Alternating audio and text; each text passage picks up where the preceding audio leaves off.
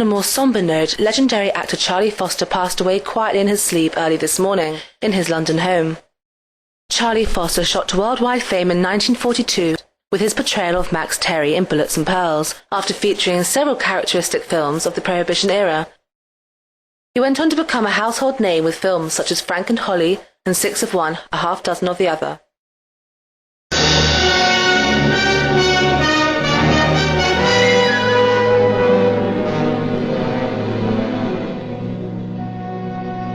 Put that thing away before you hurt yourself.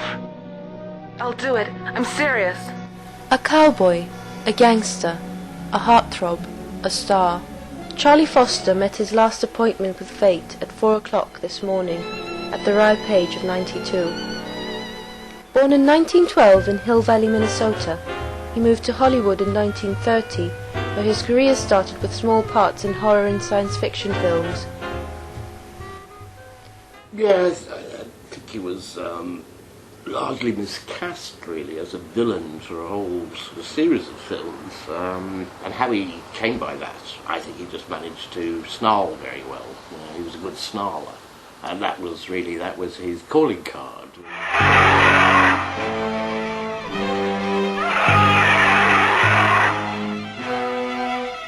My grandfather was a very loving man. He used to take me to the movies when I was little. We used to go to Saturday matinees, you know, the cheap tickets and stuff, and the cheap popcorn and the smell of old seats and stuff. But it was our escape, and it's where we could both come together and truly appreciate cinema.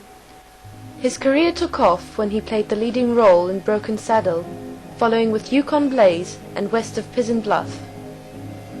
He made that series of very dark westerns, really. They were sort of, I suppose, noir-related westerns, I think they would call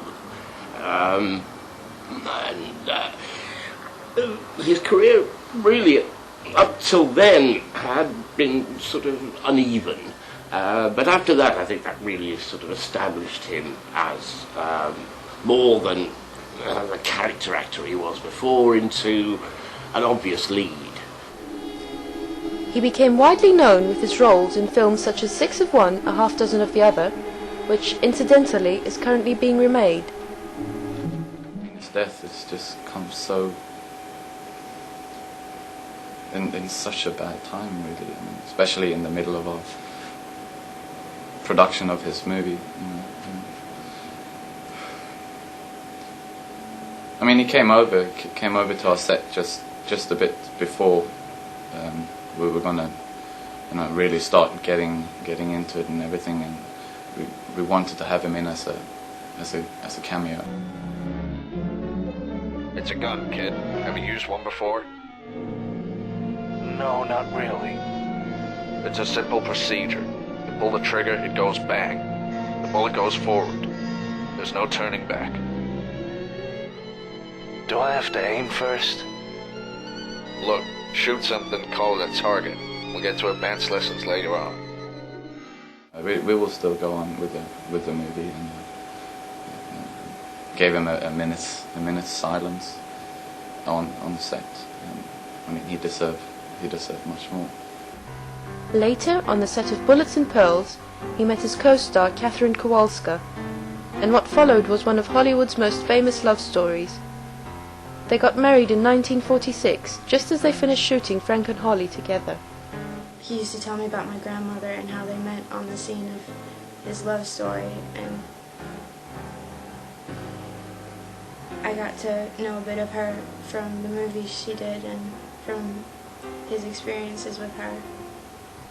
Kowalska left him in 1958, and he became alcoholic, which soon signaled the end of his film career. Unfortunately, I mean, what happened was that it took its toll upon him as a man, I think, and that was largely, you know, responsible for his crumbling marriage, because the alcohol started to, and other things, I think, you know, which he kept very private, actually, but it was very clear the damage that, you know, he was doing to himself. He later managed to recover, moving to London, where he opened the Charles Foster Alcoholism Fund, currently the largest alcoholism-related charity in the UK.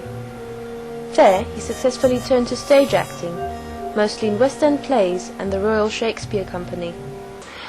And so later on, I was very glad, after his recovery, which took some time, I think, that we renewed the acquaintance when he came to London and wanted to go into theatre work. I was very glad to do that. And of course he's extraordinary Leo, I think. My grandfather wanted to use his fame for what he thought was worthy, and he put all of his effort and time into this fund. And it helped a bit that he was a well-known figure.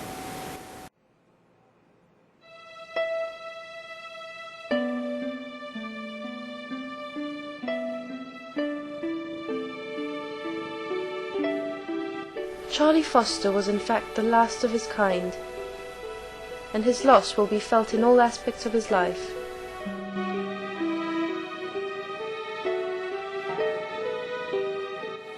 If I could even get just a hint of what he gave to the world, then that'd be a success for me. I don't think there's anyone really out there who could replace him. It's going to take some time for that to fully penetrate, I think.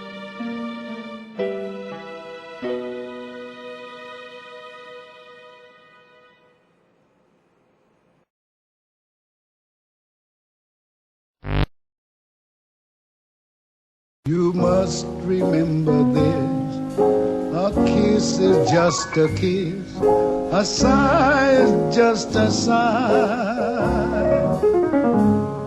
The fundamental things apply as time goes by.